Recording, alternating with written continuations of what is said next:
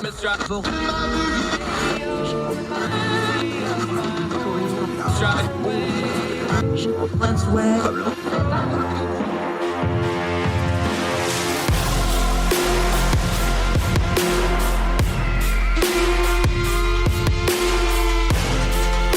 host, Andrew Donaldson. This is Heard Tell. Welcome back to Heard Tell. He's one of our favorites. He's one of our go-tos. I ask him all kinds of stuff off camera because he's just that smart and knows a lot more than I do.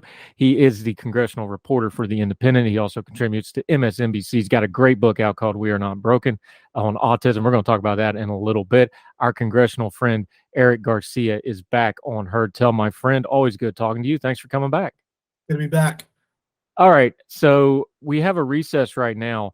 But like we were talking about a minute ago, was that just one of the more nuttier congressional sessions that we've all seen in a while? Because it sure seemed like unmitigated chaos. That was one of the busiest. And I think it was I think one of the things that it was kind of disorienting is just take this into account, is that for 6 of 8 of Barack Obama's presidential years, there was a divided Congress. So there was usually just veering from crisis to crisis. Are we going to fund the government? Are we not going to fund the government? Raise the debt ceiling? Are we not going to raise the debt ceiling? Just that. And then, of course, there were the 4 years of Trump, where it was just like Trump sucked all the oxygen out of everything. Then last year, because of a lot of different reasons, there was just Democrats being singular focused on passing infrastructure and BBB, they Build Back Better, not a lot of other stuff, build and service. But then, weirdly enough, there was just this marathon of stuff that happened. There was the gun bill. There was the bipartisan gun bill, which we talked about last time I was here. Then there was the semiconductors legislation. Then all of a sudden, out of nowhere, as soon as that passed, I think literally the day that like an hour after it passed the Senate, Manchin and Schumer come up with their agreement on the Inflation Reduction Act. And then, of course, there's the Vote-a-rama, and there's the House vote. So it was just this marathon of legislation back and forth. And weirdly enough, I think it almost threw both Democrats and Republicans for a loop, because McConnell was a little unnerved after Manchin and Schumer came up with their deal, and Democrats were like, "Wait, we're actually doing stuff." So yeah, it was one of the most chaotic and just busier sessions. One of the parts of this that got lost in the narrative, and part of it was because it just happened so fast, and part of it was because it was, a technical bill that, although it was billions of dollars, a lot of people just didn't have a lot of interest. That CHIP Act, and then going right into Build Back Manchin, which turned into the Inflation Reduction Act. Yeah. That's the part of this story that a lot of people missed, because that's what really kicked off in motion the insanity of Vote-a-rama and all that. But there was a lot of behind-the-scenes dealing. Yes. Schumer, this is one of the really rare times that the Democrats got one over on Cocaine Mitch, and I say that affectionately, kind of, just because it's one of my favorite handles for somebody ever. Tom Blankenship. And by the way, I love it. Every time you tweet Cocaine Mitch now, you get a substance abuse notice from Twitter. Yeah, which I find hilarious. But anyway, this is the part of this story that everybody missed, of like, wait, everybody got whiplash, but that's the part they missed, wasn't it? That the CHIP Act happened. There was a handshake agreement on getting that passed. And then Build Back Manchin dropped, like you said, as soon as that happened, Manchin and Schumer hit them. Talk people through that, what it was like in the Senate, the reaction to that, because that's the piece everybody's missing here, isn't it? Yeah, so I'll just say it from my perspective. So there was that vote on the CHIPS semiconductors bill. And as you said, a lot of people, it was one of those things that's incredibly important, but it's also so hard to figure out. So a lot of people just didn't pay attention to it. But it's incredibly important. It's a lot of money for building some semiconductors here instead of China. Basically what happened is, during the final stretch of that, McConnell said, if Democrats go for, because it looked like Schumer and Manchin were going back to the negotiating table. McConnell laid it out. He said, we will scuttle the CHIPS bill if there's a reconciliation deal. So basically, that just kind of put it on the back burner. And it looks like basically Manchin and Schumer kind of just lied to McConnell. And so that happened. And literally, what was interesting is I was on the House side when that deal happened. You know, after the CHIPS bill had happened, I was on the House side. Judges were trying to catch members. And then we got noted, all of our phones started to blow up that Manchin and Schumer had reached a deal on the Inflation Reduction Act. And then that was just one of those things where it was almost kind of like, what's going on? And like, I remember I was talking with House members down like during votes, and they were almost kind of like, is this for real? And I remember Jackie Spire, who's retiring, she literally just said miracles happen. And everybody was almost kind of like, wait, they actually did it? And it was really just this kind of, everybody was thrown off because the House didn't know anything about it. Nobody else in the Senate knew about it, because that was the point of it, is just keep it between McConnell and Manchin and Schumer. And then, of course, the White House didn't know about it. So it really just kind of threw everybody for a loop. And, you know, some were happy about it, some weren't so happy about it. What is Manchin's standing right now? Because he took all the flack for the last 2 years. He's been the tallies man. He's been the avatar for everybody. I won't go into it, but he's got a long-running beef with the progressive wing, the Bernie wing folks specifically. Yeah. Him and Bernie are buddies, but Bernie's supporters in that network, that's Yes. a blood feud that's never going to get settled. A lot of people don't know the backstory to that. What's his actual standing now today? And I know a lot of this will depend on whether the Senate flips or stays divided or whatever. Obviously, Schumer and him, I mean, I can't think of them being any tighter than they are now because he delivered for him when it really mattered. But the rest of the caucus, not the noise, not the news cycle, not the narrative, not what people say on Twitter, in the room, is he as powerful as it looks right now? You know, it was funny looking down at the during the Vote-a-rama. It's really funny. So, like, for those who don't know, you can't bring your phone onto the Senate floor. That you can bring it to the House. You can bring your laptop, so if you need to write it. So literally, you just go down with a pen and a notepad of paper if you're in the press gallery. And it was funny looking at. He was just kind of. Everybody was kind of talking him up. You know, a lot of Democrats. Like I saw him talking with Elizabeth Warren. Saw him talking with, Chuck a lot. I saw him talking with Ossoff, and he was kind of Mr. Popular. Incidentally, one of the interesting things that I noticed was toward the end when John Thune pulled that stunt where he wanted to include that amendment to exempt private equity subsidies from the minimum tax for corporations valued over $1 billion. He was kind of huddling with a lot of Democrats about what to do. And he actually got mad at Sinema because Sinema was going to vote on that thing. And she did vote on that thing. And Manchin stayed popular, whereas toward the end of it, people really weren't talking to Sinema. And Sinema was really just kind of just thumbing through her phone. And it was so Manchin, I think a lot of Democrats, from what I understand and from what my buddies over at Punchbowl reported, Schumer basically went to Warren, Schatz, Merkley, and Tina Smith and said, this is the best I can do. And they said basically, look, and they're all the climate people. They said, look, take whatever deal you can get. We'll stomach it. We won't add any amendments. I think that was really so once he got to yes, and once he said, I'm not going to vote for any amendments either, he was good. Sinema, on the other hand, I think is kind of in the doghouse now. I don't know if you saw over the weekend, there was this thing where Manchin kind of stirred some people up where he said, we could have done some more on prescription drugs, but Sinema essentially said no. And then Sinema rebutted him on Twitter. So, but he's kind of, everybody's kind of like, hey, Manchin's cool now. It's amazing how the sports analogy is winning solves everything. Passing legislation solves everything in the Senate.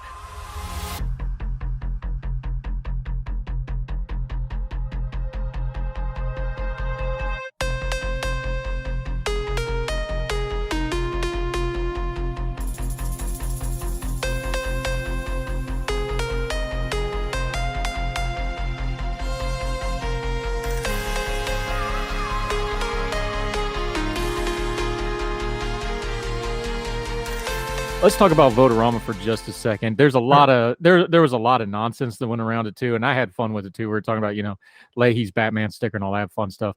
The real story of it though was Bernie Sanders, let's just call it a protest. That's what it was. Yes. He did amendment after amendment after amendment. Sherrod Brown from Ohio got caught on the hot mic going, "Come on, Bernie," which was kind of funny and actually somewhat broke the tension. I think Bernie, after that, he only did like one more and stopped. Yeah. But that was really the story of Vote-a-rama, was Bernie doing his Bernie thing where he did his little protest, but in the end voted for it. Yeah.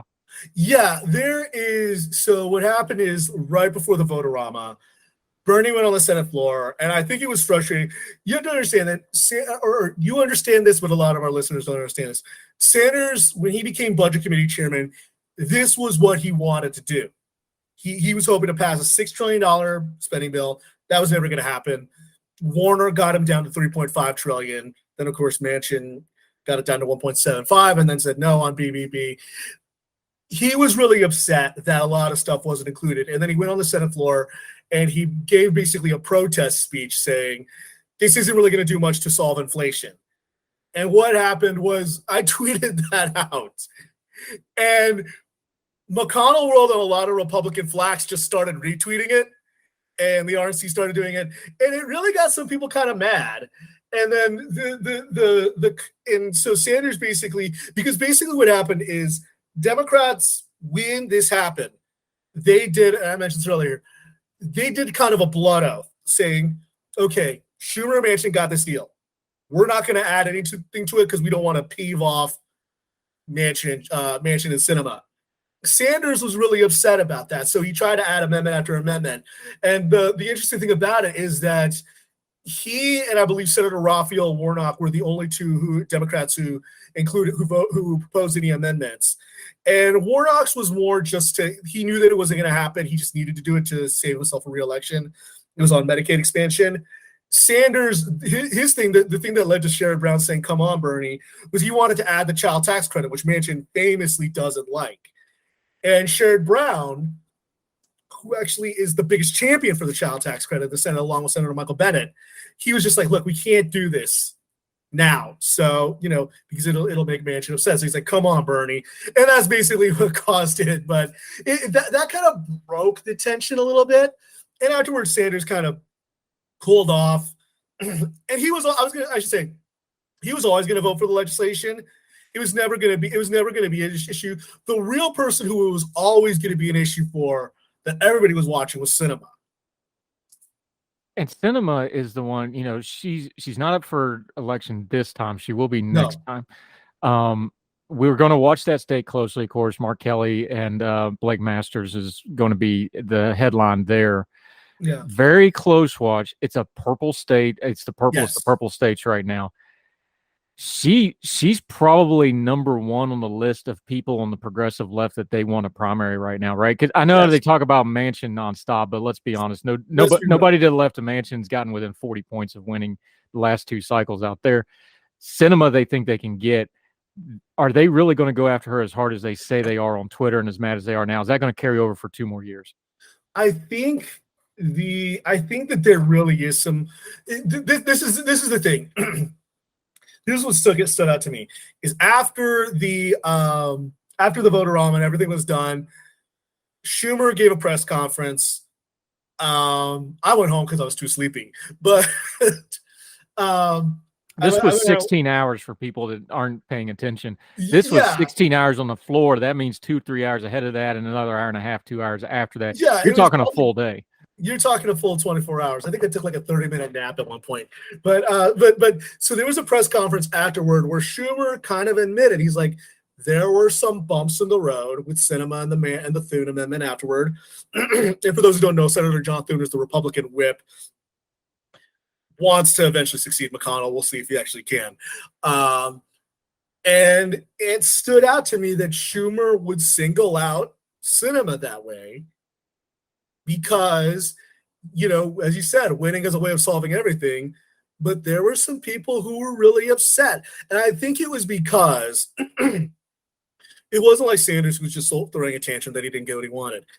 It was like Sinema was actively siding with Republicans to do a carve-out for private equity, who it was interesting because that week before they took out the closing of the carried interest loophole. And for those who don't follow economics that much or don't follow Wall Street, you know this, so I'm just explaining to the plebes. Carried interest basically allows for hedge fund managers and venture capitalists and basically and private equity people to basically have their income taxed as capital gains, not income. Cinema stripped that out because she likes private equity. So I think it's just the fact that she was willing to stick up for private equity that really upsets a lot of people. That's what I think annoys a lot of people, that she was looking out for some of the highest, or Lloyd Blankfein literally said, hats off to the private equity lobby for being able to keep your taxes low. And of course, Lloyd Blankfein's a hypocrite as a former CEO of Goldman Sachs. But yeah, so there is some real anger and frustration. And this is, of course, on top of her already not wanting to change the filibuster, on top of her, with her little thumbs down on the minimum wage thing. It looks like that might be able to carry over. We'll see. The question is whether there is enough of momentum within Arizona Democratic groups, which have really kind of sprung up in the past 12 years since the immigration bill. But, I think a lot of it remains to be seen whether it actually happens. I'll say Gallego is, he has a strong base of support, and he has a lot of people who like him in the state. Yeah, he ain't being subtle about it anyway. The reason I bring it up is because Arizona is the opposite of West Virginia. West Virginia is a red state. Joe Manchin's probably going to be the last national Democrat for at least a couple of cycles. Arizona is different. We see what's happening right there in the general election there. We know who's running for governor. We know who the Senate candidate this time. If you take out a moderate Dem, look, I don't have a dog in that fight other than just observing from afar, but I follow this stuff. If you get a progressive that primaries her from the left in Arizona and you run them in the general election out there, the kind of candidates the Arizona GOP are putting up, you might get a real right-wing crazy person winning a Senate seat that you could otherwise win if you're not real careful. Shouldn't they kind of step back and think about this a little bit before they just put out a code red on cinema? So this is what I've said, is that everybody, cinema and progressives, this is why they're watching the Mark Kelly race, is that because Kelly has a more liberal voting record than Sinema. And he's much more willing to go along with Schumer than others are. And he's quieter. And he's an absolute, the part that a lot of people don't realize, he has been a money print fundraising. Yes. He's one of the highest fundraising politicians of all the races this cycle. Yes. And he does it mostly with small donors. So everybody is watching that race. So if Kelly doesn't win, then Sinema can say, see, I'm the only kind of Democrat who can pull it off. If Kelly wins, then progressives can say, well, we don't need a Bernie Sanders type Democrat, but we do need an actual Democrat who will go along with the caucus. So everybody is going to be – Masters kind of threw a wrench into it because now he's down 8 points behind Kelly. We'll see what happens. Everybody starts paying attention in September, as you know. And who knows how much money Peter Thiel's going to throw into that race. Because for those who don't know, Blake Masters is Peter Thiel's kind of protege, his Padawan. And he's going to probably throw ungodly amounts of money into Arizona. So Sinema's future really hinges on this Senate race. Yeah, that's good analysis. I don't think he's got 8 points worth of money, but we'll see what happens out there. Since you brought it up, let's just talk about it real quick, though. You talk to these people, you interview them. That's why I like to have you on. We can cut through the noise. They know how the Senate races are going more than anybody else. It sure does feel to me like, especially with the candidates that are winning, you talked about Masters, we got Oz. J.D. Vance is now in trouble in Ohio, it looks like. Raphael Warnock, you just mentioned, he was going to be a tough out anyway because people didn't get the real narrative. The Trump stuff overshone how personal and ugly that race got in that Georgia runoff, and it's too soon after that. I think he's going to win that one. It sure looks like the Democrats might either hold the split. I'm seeing a pretty easy path for them to get to 51 or 52 here. Is that the mood, not just from the Democrats, is the Republican senators, is that the mood of everybody in the Senate? What are they saying as they go home? That seems to be the thing. Mitch McConnell said something very interesting over the weekend, on Friday, I should say, or Thursday. He said, he says there's a good chance that the Senate holds Democrat and the House flips. And for those who don't know, McConnell doesn't say anything more than he feels he needs to say. No, people paid attention when he said this too, because there was a lot of blowback. Because I think it was Rick Scott's people, not him personally, but Yes. his team. Of course, he's head of the Republican Senate campaign fund, and remember, they got real life heat because of that stupid propaganda stuff he put back in the spring. Yes. Rick Scott's people got out on social media quick because they felt that was McConnell throwing him under the bus for what's Yes. coming. So this is a something, man. This is a real thing. When McConnell came out and said this, he sees something coming here, doesn't he? He does, and McConnell basically recognizes. Excuse me. McConnell is probably regretting not convicting Trump at this point, because if he did vote to convict Trump, and then, of course, a bunch of other senators would have joined him, that would mean he's no longer anybody's problem. And then they could endorse different candidates and back different candidates in the primaries. Trump basically endorsed all these candidates in the Senate races. And now it's a problem. And now Rick Scott is treating the NRSC, the National Republican Senatorial Committee, as his little fiefdom.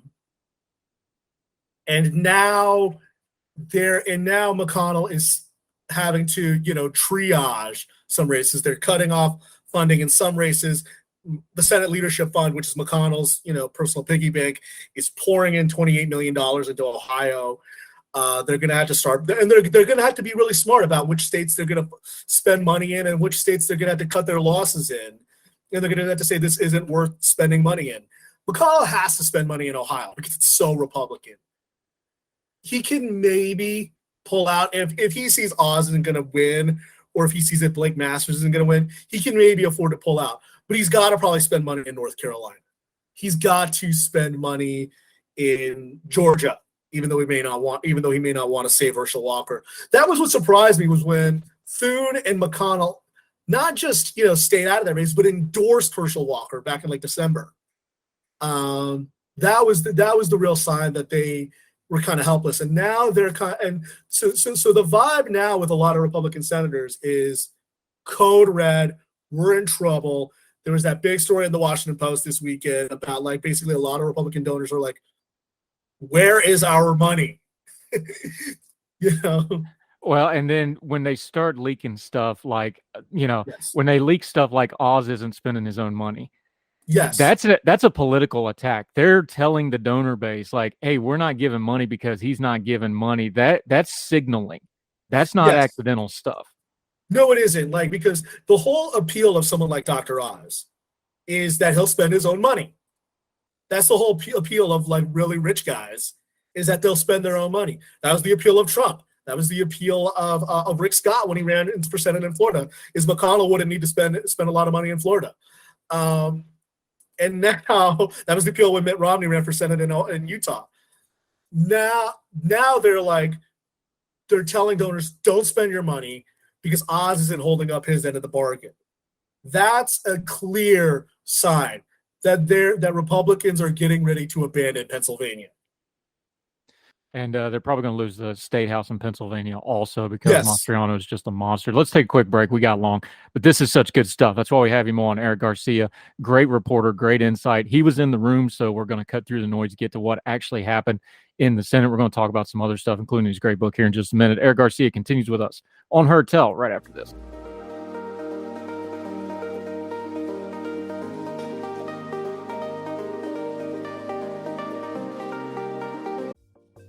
Folks, if you've listened to the Heard Tell program, you've heard our friend Gabriella Hoffman, but you need to make sure you're checking out her podcast, District of Conservation. It's a podcast exploring the nuances of true conservation efforts from D.C. and beyond. From topic discussions to exclusive interviews with conservation and energy newsmakers, Gabriella keeps listeners appraised of the latest news stories while elevating important voices. Listen to the District of Conservation on Apple Podcasts or wherever podcasts are played.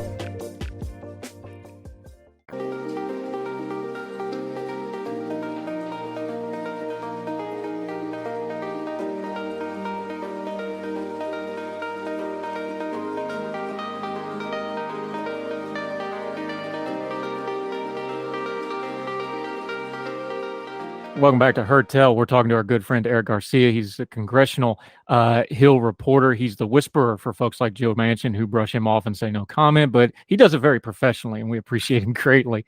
We're talking about these Senate races a little bit because let's be honest, they're kind of the marquee thing.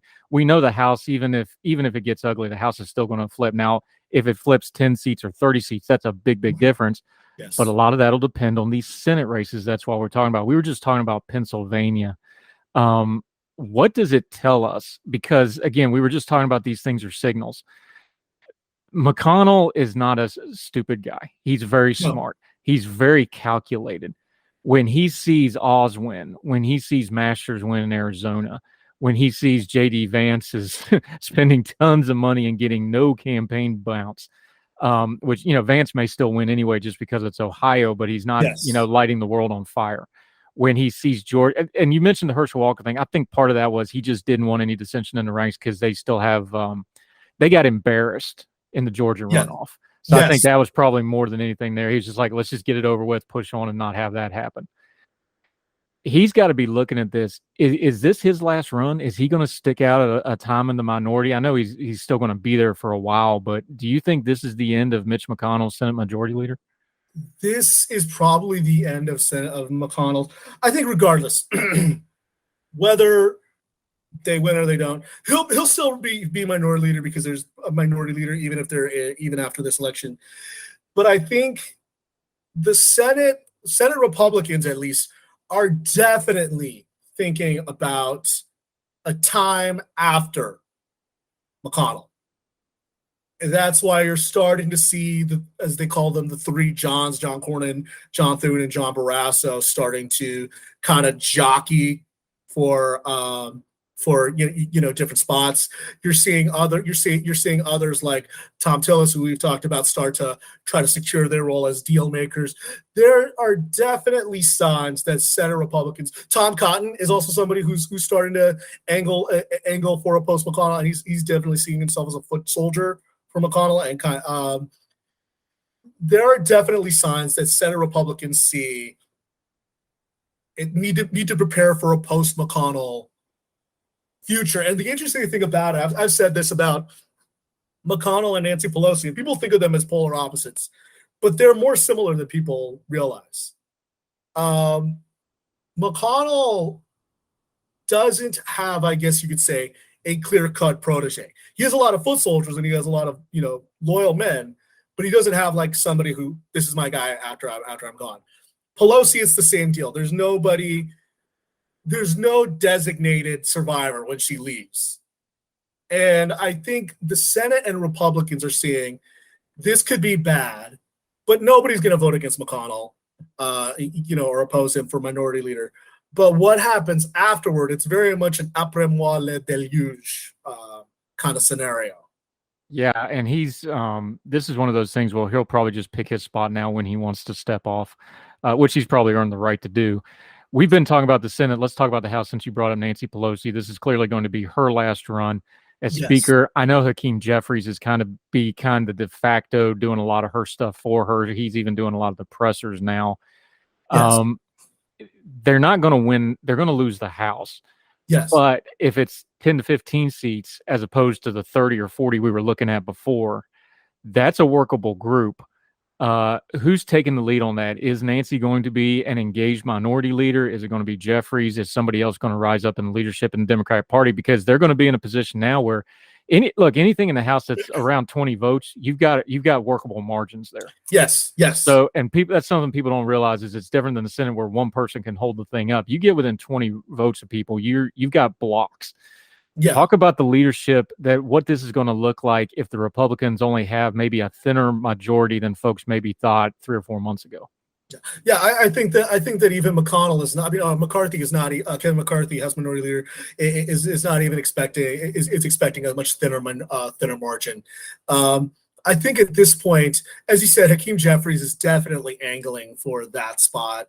On top of that, I think that you're going to see some people on Ways and Means. Some people like Catherine Clark might also play a role. She's the deputy speaker. Pelosi and Hoyer are probably going to fight to the death, and they're never going to, that's one's never going to retire until the next one does, because they go back to their days in Maryland from before Pelosi moved to California. So there is really going to be a so at this point, it's really a matter of, will Pelosi. She announced she's running for re-election, which surprised a lot of people, but there is very much a feeling of, will she quietly step away? Will she resign afterward? Or will she be minority leader? I don't know. There could be, I could see her stepping away after this, or I could see her saying, this is my last go around as minority leader, then I'll retire afterward after 2024. She could go either way. And I think that there aren't as many hard feelings with Pelosi as there was in 2016 when a lot of people tried to challenge her, because there's this feeling of, you know what? She kept us together. She kept us together when Republicans tried to repeal Obamacare. She kept us together during Trump's impeachment. She kept us together during the infrastructure bill. She kept us together on a lot of stuff. People may get annoyed with her, but it's kind of like mother knows best, kind of. So, yeah. Let's talk about the Republican side. How tenuous is Kevin McCarthy? He's not well respected. He does not hold his caucus together very well. There's a lot of people that ostensibly are his allies that don't like him either. If they have a thin majority, this thing might get really, really ugly in his office in a big hurry, won't it? He could very easily go the route of John Boehner, which is to say that if he has a smaller majority than he expected, then the House Freedom Caucus types could very much be a problem for him. If, for example, he has to come up with a deal with if Speaker McCarthy has to negotiate a deal with Joe Biden to keep the government open, you could see the Marjorie Taylor Greenes and the Matt Gaetzes and the Bo Hineses of the world, light into him and basically force him out. It's not going to be a fun time for him. He definitely has people who are loyal to him. He definitely has people who like him, but liking people is not the same as gaining their respect. Many people don't like Mitch McConnell, but a lot of people respect and fear him. That doesn't necessarily exist with McCarthy. He doesn't have, I guess you could say, the bravado or the kind of command that John Boehner did over the conference. And he certainly doesn't have, I guess you could say, the intellect that Paul Ryan does.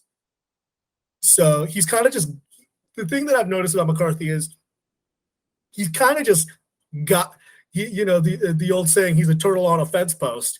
You don't know how he got there, but he didn't get there on his own.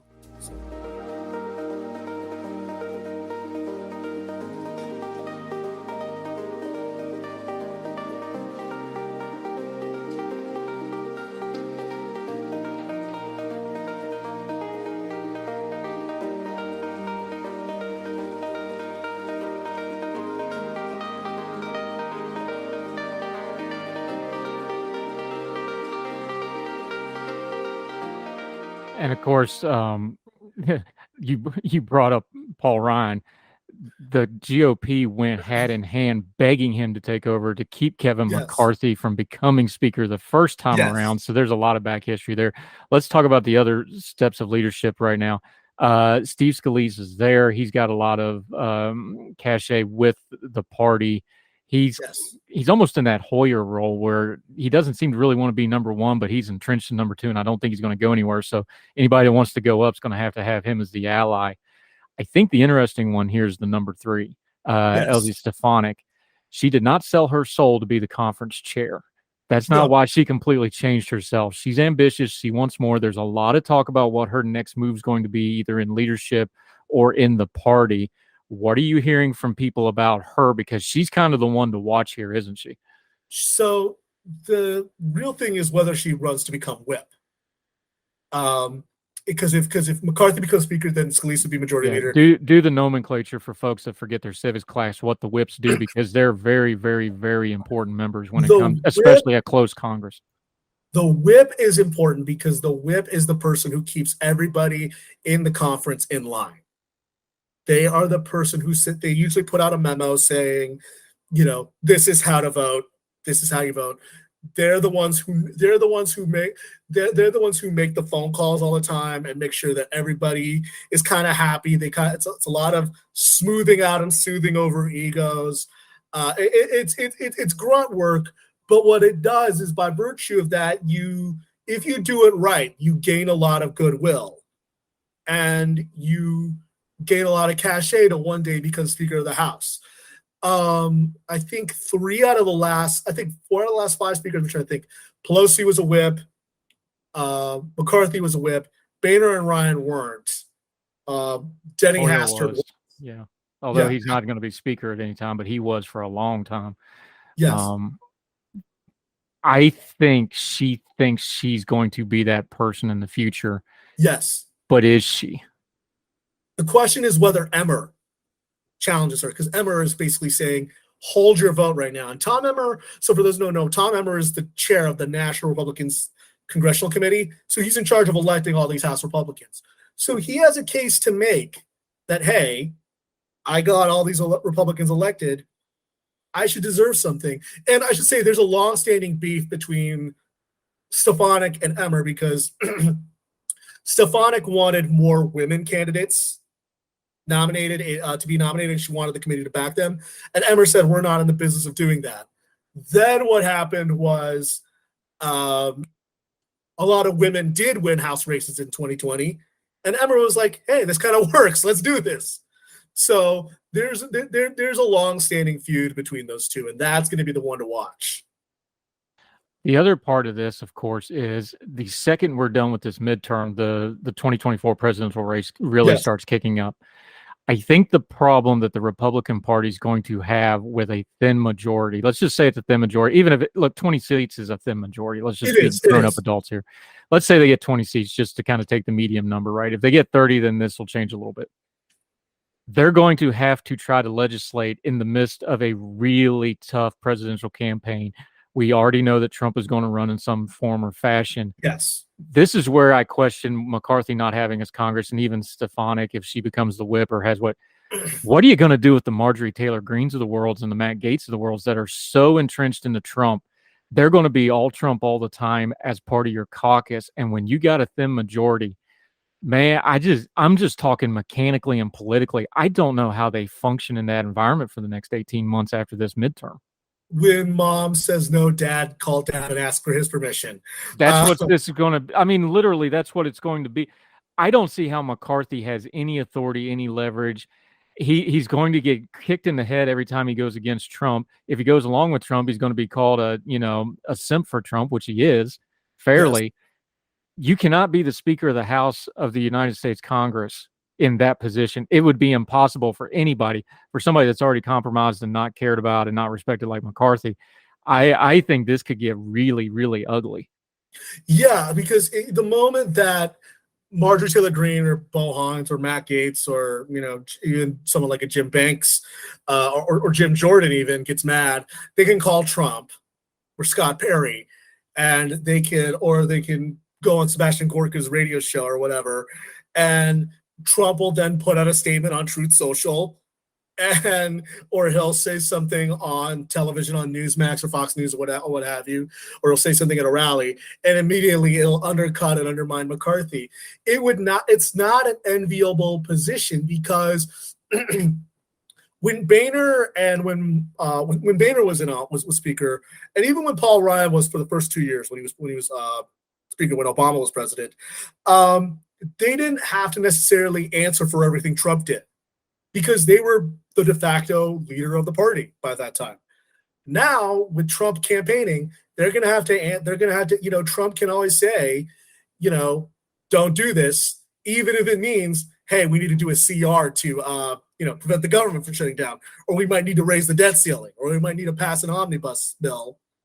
They're going to have to contend with the fact that Big Daddy is not going to, is going to let the kids run roughshod. So, but they may not be able to put it together. Is my point.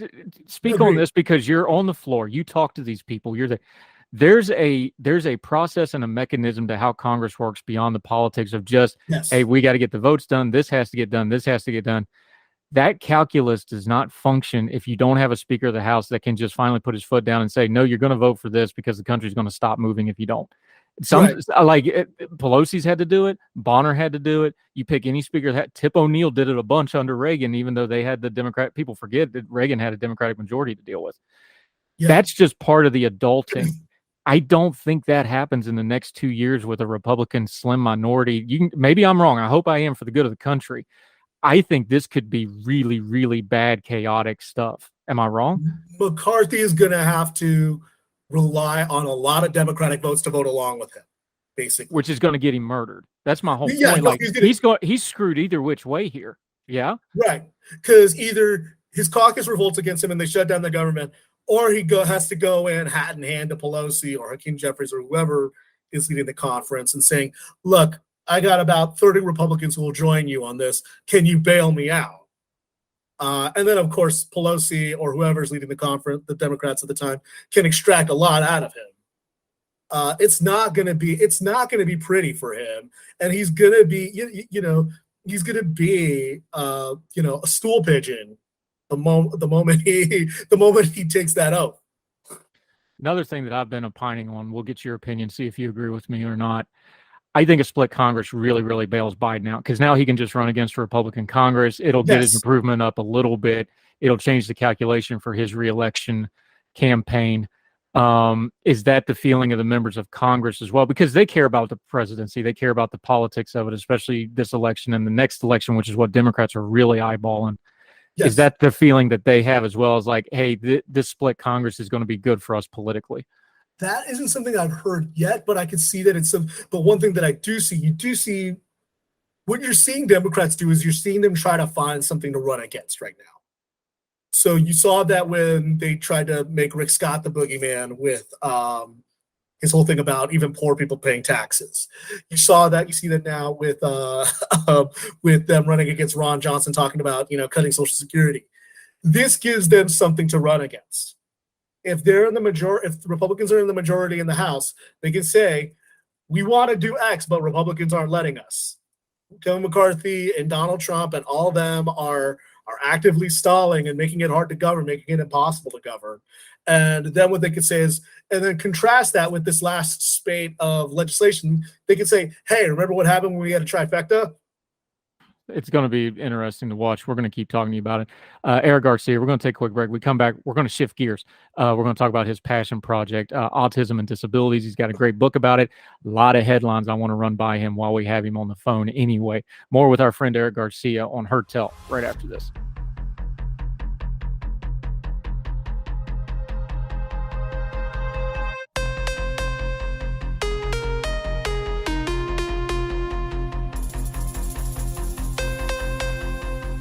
Welcome back to Heard Tell. Our buddy Eric Garcia wrote a book on autism so good it is Mrs. Donaldson approved. That'd be my mother, longtime special education teacher. I actually want to start right there and talking a little bit about autism, though, because there's part of this conversation I think the general public misses out on. And I know it because my mom was a special education teacher. You have a whole chapter in your book kind of dealing with how we developed to where we are now with things like special education. People don't realize how new, like this is within my mother's lifetime, late 60s. They've got the first run of federally trained student teachers.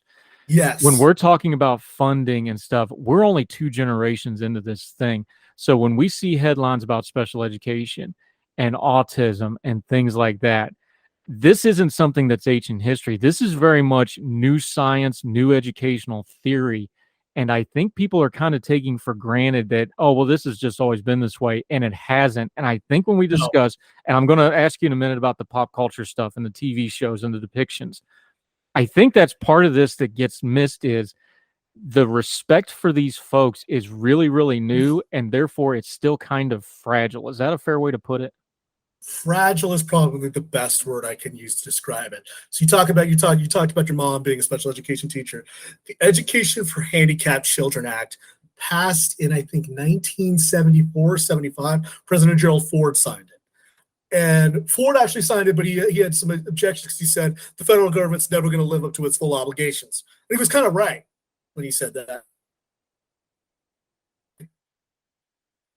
and then on top of that, after that, it was reauthorized as what most parents know now, which is the Individuals with Disabilities Education Act, which was in 1990. That was the year I was born. That was in October of 1990. So this is only 31 years, going on 32 years. This is, there are adults in the workforce who are younger than this. That means that a lot of this is still very fragile. A lot of people are catching up to it. A lot of this, there still isn't that much cultural cachet or cultural knowledge about it. And on top of that, what you have to remember is, so as I say all the time, there was in 1990, that was just when when autism was included in as a disability education in the IDEA authorization. It was, and then there was a Developmental Disabilities Act, I forget exactly what it was called, in 1977 or 1976, that Ruth Chris Sullivan, a great West Virginian, was involved in lobbying for, and that included autism as a disability with covered services. So this, as you said, when we talk about fragile, the reason it's so fragile is because it's so new. Autism didn't get a separate diagnosis separate from schizophrenia until 1980.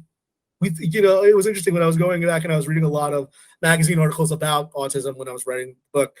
It was funny to see how interchangeably the words autism and childhood schizophrenia were used. That was just what it was seen as. So to your point about fragile, this is still relatively new, all things considered.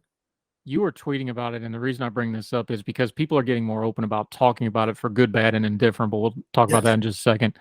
We're starting to get politicians being open about this. We're getting sports figures that are open about this. We're getting stars to be more open about this. We just talked mental health with our friend, Dr. Katie Gordon, and she talked about this as like, yeah, people kind of blow it off, but this is important stuff when people just start openly talking about it. Now that we're getting them into the political realm, and we can talk about New York 10 and things like this, how do we need to approach it as a society and as people that comment on it? Because one of the things we bash about is the portrayals in media and in movies. Politicians are portraying it too, and I don't mean that in a performative manner. I just mean they're avatars and standard bearers for this stuff. Yes. How should we be approaching and covering them? Should we treat it any different? Should we treat it different? Because as you're a journalist, first and foremost, there's not a style book guide to this stuff. We're writing it as we go. So how do we deal with it? You're right. There are some style book guides. So like the ASU's National Center on Disability Journalism has a pretty good style book. But even then, there's still some things like, how do we? The perfect example that I often use is, do you use person with autism or autistic person? Person first versus identity first language. And the answer is, you ask. You ask people what they say, what they prefer. That's very important. But I think also it's one of those things where, the AP style book had a real row because there was a big question of how do they said use person first language. Well, that works for people with Down syndrome and that works for people with cerebral palsy and people with intellectual disabilities. But other people, other people with groups of disability, like autistic people, blind people, deaf people, some of them prefer, identity first language. So I think it's real. I think as you said, this is really difficult. And I think I think it's difficult to shoehorn it into the older prescribed ideas of about how to write these things. And I think a lot of it depends on what people themselves say. One of the things that I was really adamant about when I was writing my book was asking, how do you want to be referred? Do you want to be referred to as a person with autism? Do you want to be referred to as an autistic person? And that's gonna be something that I think journalists are gonna have to adapt to, and that's not necessarily a bad thing. In the same way, I think so. In New York 10, for example, so today there's going to be a primary with Yuli New, who's running to. If she wins her primary, she'd be likely the first openly autistic member of Congress. And one of the things that I think that's interesting is that she said, for the longest time we've talked about, I think a lot of news outlets say, oh, people don't let their disability define them. Whereas she said, it's very much shaped how she is. So that's a question about how do we use that language and how do we say, like, if people with disability defines them, we should say, like, I think that leads to the question, without being rude, and that's a whole other thing. It's like, how does being a person with a disability shape you? How does it inform you? How does it inform you as a policymaker? It's about, and obviously this is all dependent on how comfortable they are talking about it. So these are going to be some real questions that I don't have a real clear answer to, but I'm still learning and I'm trying to figure it out as well. But that's the problem, isn't it? Because every case of autism or every case of Down syndrome or every case of whatever, pick your developmental disability sort of thing, or whatever somebody's struggling with, they're all different and they affect everybody a little bit differently. This isn't like some other things where you can just take a broad brush. So do we need the Good Congressman TV series to go with the Good Lawyer and the Good Doctor? That's the question now, because let's be honest, our politicians are TV characters now. Yes, they are. They are. So I'm being a little facetious there, but that's probably what somebody's going to come up with next. Is like, oh, well, we need to have the good president or the good. And I'm not knocking it because I actually like the Good Doctor. I think it's a good show. Yeah. But I'm not sure that that's going to be a scalable thing where we need to do it 4, 5, 6 times. You were tweeting about this. I'll ask you because you're in that community. I'm not. How does it land with you with portrayals like that? Because I understand it's artistic, so it's subjective. Yeah. Is it in the line of, oh, they're covering this good or they're exploiting it? That's a fine line. Where does it fall? It is a very fine line. I think the thing that I've always said is that, so as far as I can tell, when I was running the book, I tried to see if they had any autistic advisors. They do have some people with disabilities as advisors, but not specifically autistic. I've seen, I've watched a few episodes of it. I haven't it's not it gets some things right. It gets some things wrong, I think. But I think more than anything, what I would like to see is more than just doing spin-offs of these shows. I think what I'd like to see is more stuff, more material created by autistic creators or autistic screenwriters.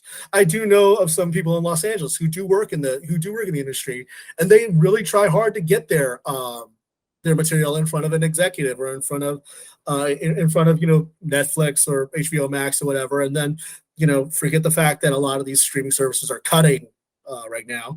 That's a whole other issue. But I think that one of the things that's difficult is creating an incentive for the entertainment industry to pick these things up and pick them up when they're created by people with disabilities. Or when they're even in front of the camera. I think, we saw this a little bit with Coda when it won the Academy Award for Best Picture. That was good, and from what I understand, I know people in the deaf community have mixed opinions about it, but they were happy that it got the funding, it got the promotion from Apple, it got the promotion, it had a whole PR campaign. What it's going to need, what this will need, what I think, it's not just about picking up these shows. It's about, will networks or will, production companies, will they put the full force of their, PR and promotion machine into promoting this and saying that this is content worth watching? What do you do with a reality show like Love on the Spectrum? Because I know the household had it on the other day, and I was just watching it. I was walking back and forth because I have an open house. If this is just my opinion, I'm not knocking anybody involved. It just feels intrusive to me. Stuff like that, because it's interpersonal relationships. I get it. It's like, oh, they can have love. Like, look, I'm all for it. Again, my mom was a special ed teacher. I grew up surrounded by kids with what we now call autism. They didn't know that back in the 80s so much. Kids with Down syndrome. And you got to understand how special education worked back then. My mom would have these kids in high school level for 7, 8, 9 years usually. So you really developed a relationship with these, the Shane Cogers of the world, who I can still hear his voice to this day, who's still alive, by the way, doing well. It feels invasive to me because I grew up around those kinds of folks, and I knew them, and they were my friends, and I love them and I care about them. That kind of stuff feels intrusive to me. I understand you want to portray them as just, hey, they're doing these normal things like falling in love. Channel-ish. Yeah, it's that one bothers me. How does it hit you? Yeah, so and I'm not singling it out. I'm just saying. I don't want to single it out. I don't want to, So I watched the Australian version. I still need to watch the American version. That's what they had on last night. The Aussie. So the Aussie one, from what I understand, the American one is better. From what people I know and autistic people who I know who've watched it say, that one, the American version, is better. The Aussie one felt really. I watched like 5 episodes of it, and it came out toward the end of me writing my book. and it felt really. I got the same feeling you did. It felt real. I got really clammy watching it. It felt really like some of the couples are, and some of the people on that show are great. I don't want to knock them. Good for them, and I was really happy for them. Others, it just felt really like I felt like, as you said, I felt like I was invading their privacy almost, and I was almost like, because it's one thing to give your consent, because obviously all these people have to give their consent, but I don't know how I feel about like you can't once you sign that waiver, the production companies get licensed to do whatever to clip and choose whatever they want. And so just giving a license of consent doesn't necessarily mean that it's all honky-dory. And there were parts of it that I really just felt like, should I be watching this? Is it appropriate? And not like it's explicit or anything like that, but it's just like, it felt like there was some stuff that I wouldn't like about my life being broadcast. I don't know if I feel comfortable with that. That's just me. That's my argument against reality TV in general, by the way. So it's not me being inconsistent just because Yes. it's folks on the autism spectrum. It's like, look, my rule on Twitter about reality TV. Those folks signed a contract, so they signed up for it. But that's part of what bothers me here. Is Yes. when you start getting into these communities, and I don't want to denigrate anybody, I really don't. So no, I get what you're saying. Like, I'm not sure we should really be pushing that kind of contracts on folks in that community in the first place, just as a general rule, but that's just me. That is, so I'll say this. When I was writing my book, I went to Marshall University in West Virginia, and there were college students. And one of the things that I did is I said, I'm going to have you sign a waiver, so you're okay with this. But the thing that I felt was that I felt that what I did is I was very upfront with them. I said, I'm autistic. And I want to make sure that I get this right. So if I have any questions, I'll reach out to you, because I didn't want to do that. And there was another time, there was another person who I interviewed, not at Marshall, but somewhere else. Really important story that I really wanted to include in the book. But there was just something about the stuff that he told me about his personal life. And I just felt really, really like I made this phone call literally like days before I turned in the manuscript. And I said, I want to make sure you're okay with this, because you have to live with this. I don't. And then he said, no, could you please take it out? And it sucked, because I thought that his stuff was really important. But at the end of the day, he has to live with it. I don't. And I think that the difference is who's behind the camera. If you have people who've been through similar experiences, or if you have autistic people who are advising or producing or things like that, that might lead to more sensitivity and recognition about like what's appropriate and what's not appropriate to show. And I think that is where I feel kind of uncomfortable, is that because if you don't have that cultural knowledge, then you might not know what's appropriate to include and what's not appropriate to. That's just me. It's one guy's opinion. I'm not saying, I'm not saying that my word is gospel.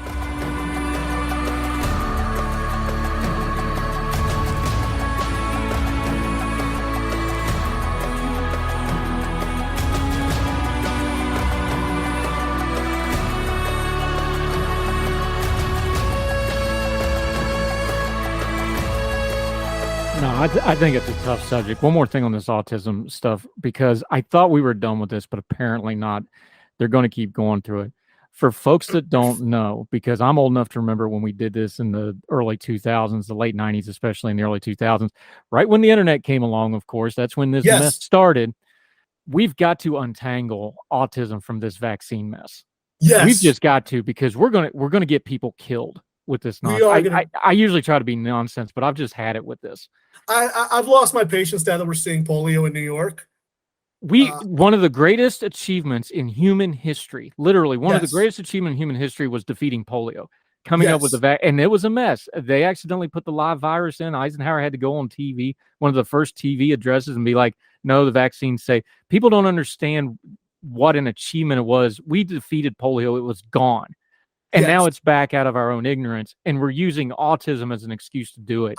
I have no patience for this. You speak on it. How do you think I feel? I am just so livid, because This is the real. Okay, now you got me on my soapbox. This is the reason why it gets me so upset. Is because it treats autism as a problem, and it treats autistic people as a problem to be fixed. And then what it does is it puts the blame on parents, because what it says is it's your fault your child is autistic because you got your kid the shots. They then place the blame on the doctors, and we spend all this time blaming everybody for the kid being autistic when that does nothing to help autistic people in school. That does nothing. We still do not have enough funding for home care. There was this great series of articles, I'm sure you saw me tweeting about it, in the Houston Chronicle about the wait lists in Texas for autistic kids waiting to get their services through Medicaid. It does nothing to ameliorate the fact that people on SSI have to live in poverty. It does. By focusing on this, we're getting people killed because we're not focusing on polio, and we are not actually focusing on autistic people's lives. And then we are. This is just again. Now you got me all hopped up. It makes me mad because I think about this one kid I interviewed. Now they're an adult, so I don't want to call them a kid, but they're their name's Aaron Starr. And their mom believed the horse hockey about vaccines and autism, and their mom blamed themselves for it. And instead of spending time focusing on how to help their kid live a fulfilling life, helping them make sure that they graduate from college and live a good life, all that, they spent all this time blaming themselves. It is just the most infuriating thing, and